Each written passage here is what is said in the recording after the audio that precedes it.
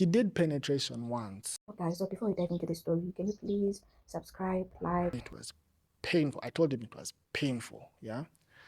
So the evilness in his mind said, I don't even know if he was working or not. Anyway, he looks at me and says, if you don't want me to do that again, you get me money.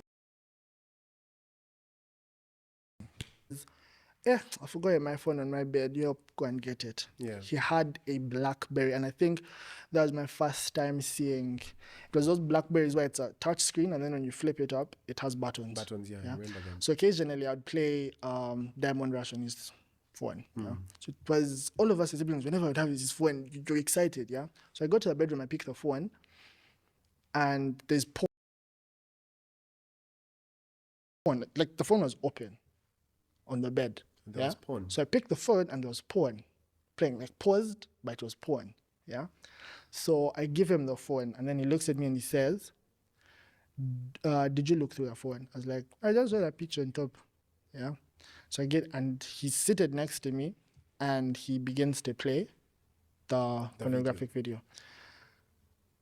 Being, I don't know if it's all boys or it's just me, you'd randomly get hard. Like, the smallest of things for like a boy that age would make you go hard. Yeah, and it's pornography. I mean, there's a way pornography goes in the mind, even when you do not know, you're not mature enough to understand.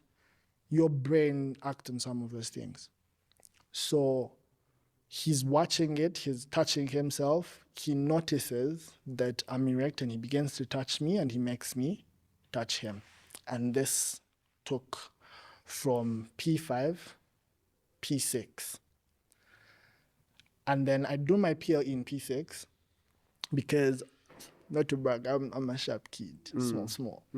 So I do my P7 in P6. I excel in my exams, and my dad is like, I think it was the first free conversation I had with my dad where he was asking for your opinion and not telling you what is meant to happen. So he asked me, do you want to go to senior one? Do you want to go to senior one, or you? I tell him, let's do senior one, yeah. So they enroll me in a school, and I had a couple of female cousins in that school, yeah.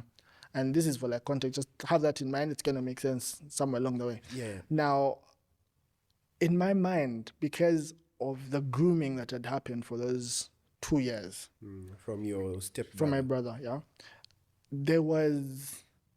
He sort of implanted it that this is how boys interact. So now I'm at school, I know how to make friends with girls. I'd never had, senior one. I'd never had an issue making friends with girls because whenever I'd go around, they'd be like, oh, sister. They would call you sister? Yeah. Why? As femininely presenting, of like, you'd find even that talk, I had a really screechy voice before my adolescence hit.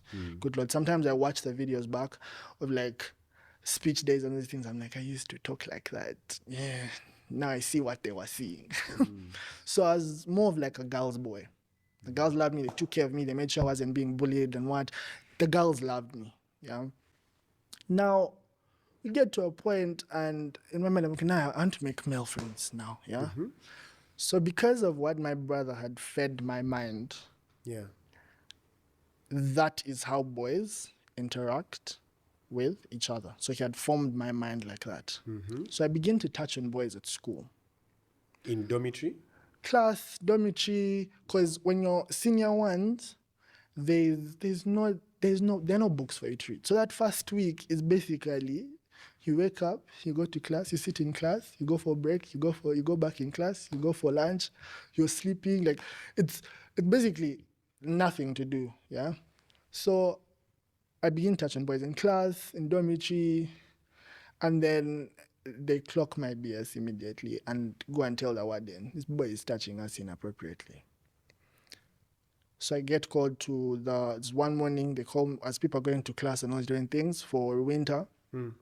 The warden comes and says, no, you, Joshua, you don't go with them, you stay behind this side. So I stay, he's asking me different questions, and he tells me his boys have told me that you've been touching them. Yeah. And I think I don't know where that money is now, but he handled it so well. Usually how I see it handled now is they will beat the child to a pulp. They won't have the patience to have a conversation to actually ask find where out did this where start because you, again, children mimic. I think I should say that before we continue. Children mimic behavior that is shown to them. They're like a sponge.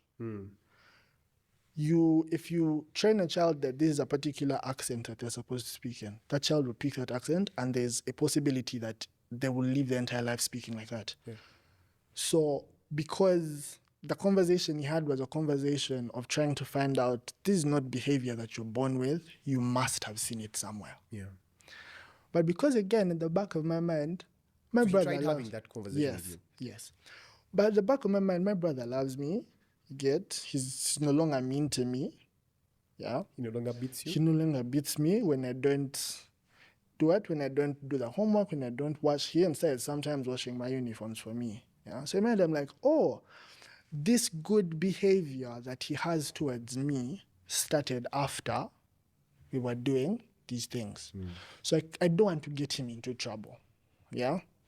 So I tell him a BS story. I tell him, when I was at a particular school, they had a hostel thing. My parents put me in hostel, and then that's where I learned it from. So it's like, okay. So we go and talk to the HM. Now it's a Catholic school. So it's the HM, him, and one of the priests that used to lead us through those service things. He told me to reiterate the story. Tell them the story. They had called my parents. My parents arrive. They go in the office. They're telling them the story I told them. And my dad is like, hold on. We never put that boy in hostel. He was a day scholar. In primary? Yeah. So what is he saying? Hostel and what and all these different things. So my dad beats me in that office. And I say, oh, okay, fine. I finally say my brother is the one that has been teaching me those things. So we get home. Now, when we get they home, expelled you from the school? They expelled me from the school. They're like, oh, this behavior, it's not one of like, okay, a child is coupling or a child is stealing. The church always frowns about having topics around sex and all those things. So I get expelled. I go home. My dad we sit, my dad, my mom, me, my half brother. They say your brother first said hostel. Later on he says, you've been touching him. My brother doubles down and says, he's looking for someone to blame. He even first lied before he said I was the one. And again, when I say I show my parents so much grace, and because of the cards they were dealt then, if it happened now, they might have dealt with it better than they did. But because of the environment, the time it happened then, that is how they dealt with it. They said Eliezer is making up stories. Because I had a habit of stealing from my parents, yeah. Because after like a couple of months when the abuse started, yeah, he did penetration once and it was painful. I told him it was painful, yeah. So the evilness in his mind said, I don't even know if he was working or not. Anyway, he looks at me and says, if you don't want me to do that again, you get me money. But I'm a child in P5. Where am I supposed to get money? So I begin to steal from my parents. 10,000, 20,000, 10,000, 20,000. It's a whole back and forth of me stealing from my parents. And every time money would get lost, they would ask, Eliezer, did you take the money? Eliezer, did you take the money? I'd say, no. After my dad has brought out the road and given you 1, 2, 3, I say, okay, yes, it was me. And they ask me, where is the money?